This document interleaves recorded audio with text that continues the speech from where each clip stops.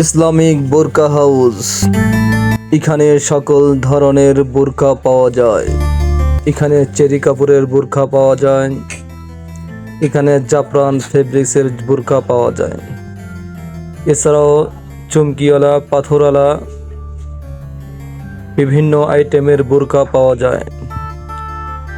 আর নয় দেরি, চলে আসুন শরৎগঞ্জ বাজার, আলহাজ আব্দুল গনি সরকার সুপার মার্কেট।